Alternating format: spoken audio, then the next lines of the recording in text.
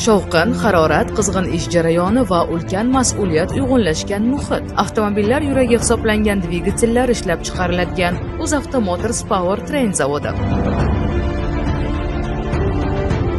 Bu yerda hayot o'ziga xos ritmda kechadi. Ishlab chiqarish jarayoni turli bosqichlardan iborat bo'lib, har birida inson tafti, texnologiyalar va aniqlik darajasi bir-birini to'ldiradi. Har bir bosqich yakuniy natijaga eltuvchi muhim halqa. Har bir jarayon mukammallik sari qo'yilgan qadam. Bu jarayonlarda faqat erkaklar emas, ayollar ham shu safda va ko'pincha yanada katta matonat, sabr va e'tibor bilan. Murakkab texnologik jarayonlarga qaramay, ular o'z ishiga yuksak mas'uliyat bilan yondashadi. Har bir detal ularning sinchkov nigohi, puxta yondashuv va kasbiy mahorati orqali mukammallikka yaqinlashadi.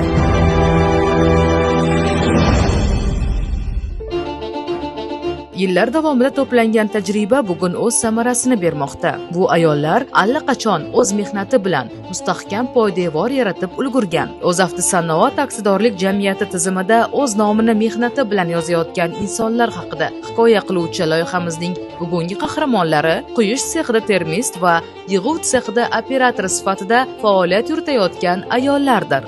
2014-yilda shu zavodga kelganman. Bu zavodga kelishimga asoschi solgan o'zi adam bo'ladilar. Texnika bo'yicha qiziqqanimni bilardilar-da adam.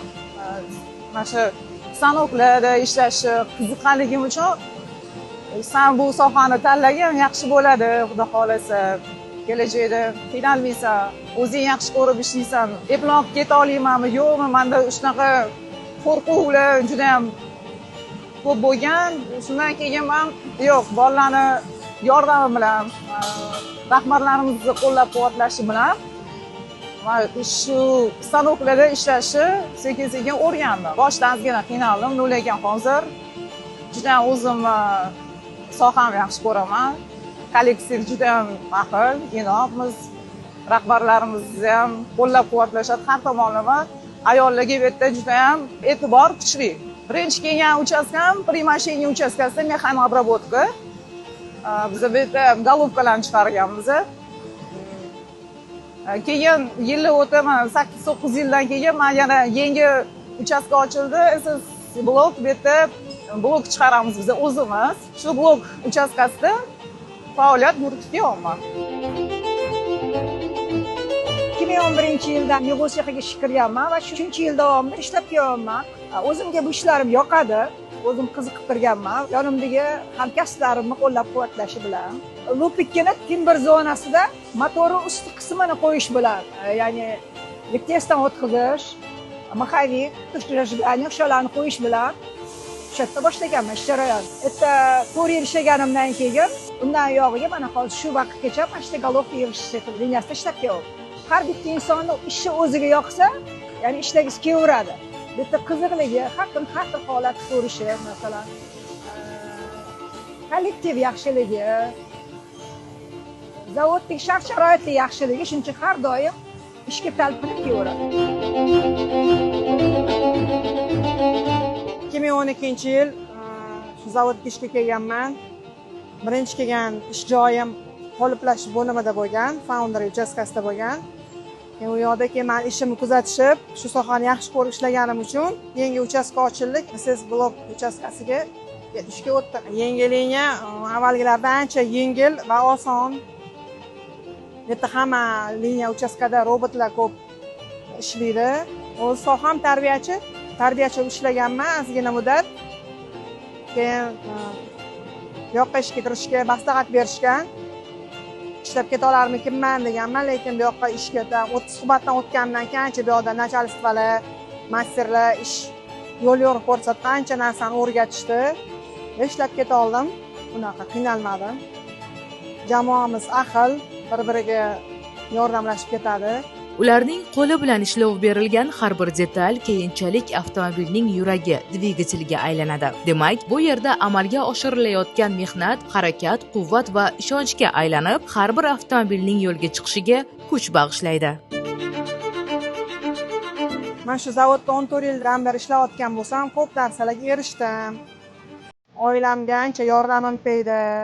Vatanli bo'ldim, avtomobil oldim, ishxonada avtomobil berishdi. sertifikatlar oldim yaxshi ishlaganim uchun.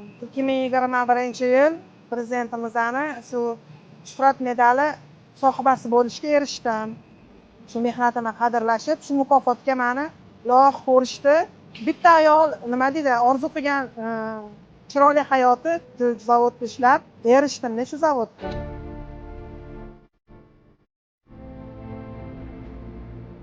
Farzandlarim o'qishga kirdi. Ikkinchi uyimdek bo'lib qolgan bu joy. Ishlamasam turolmayman. Chunki kollektiv juda ham aql, inoq. Ishdan tashqari bizda ko'proq ayollar qo'mitasi bor, bu yerda. Ayollar qo'mitasida har xil treninglar, o'quv markazlarimiz bor bu yerda. O'shalarga qatnashib ishtirok etamiz. Juda ham yoqadi menga. Bu sohani tanlaganimdan hech ham afsuslanmayman. Qaytanga xursand ham bo'laman. Shu sohaga kirib kelganimga, bu sohada ishlab kelayotganimdan faxrlanganim yana bir tomoni, avtomobil sohasida ancha bilimlarga ega bo'lib qoldim.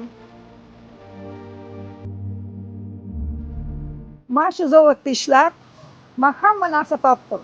Hamma sharoitimni, farzandlarimni o'qitishimni, ya'ni ayollar qila oladigan hamma ishni ortig'i bilan bajara olishini isbotladim. Ya'ni mana shu temirga mehr berib, buni yaxshi ko'rib ishlab, o'sha chiqqan dvigatelda zavodimizdagi har bitta ayolning kuchi borligini, har bitta ayolning qo'li izlari borligini, ya'ni ayollar hamma narsaga qudratli, hamma narsani ebla olishini isbotlasa bo'ladi.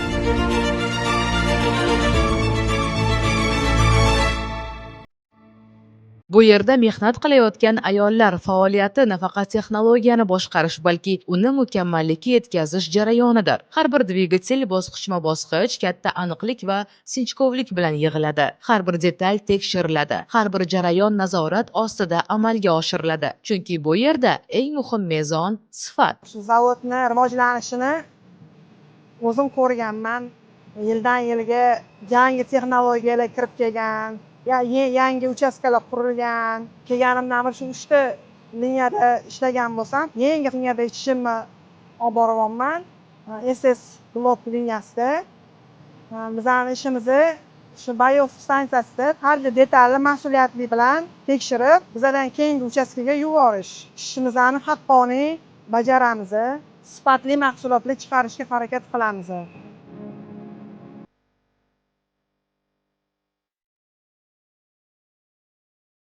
Sifatga juda ham qattiq e'tibor beriladi. Birinchi o'rinda ishlatgan mahsulotni sifatini yaxshilab tekshirib berishimiz kerak.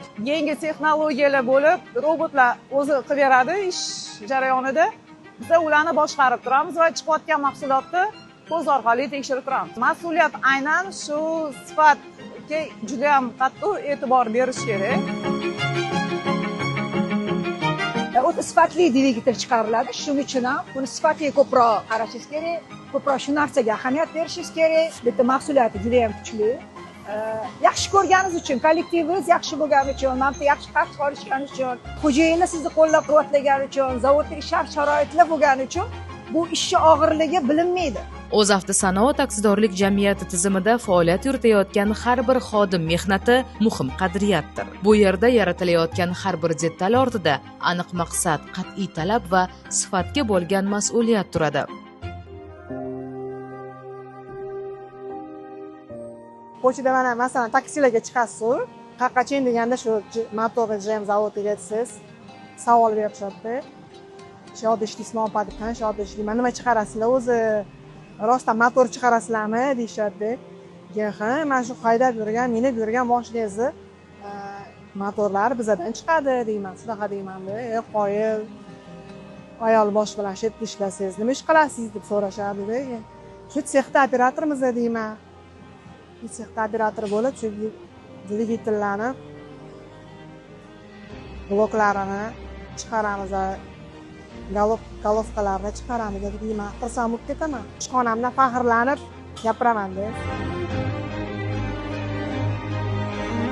Har xil turdagi mashinalarni o'tib ketayotganini ko'rsam, qanaqadir o'zimda faxr tuyg'usi juda ham kuchayib ketadi.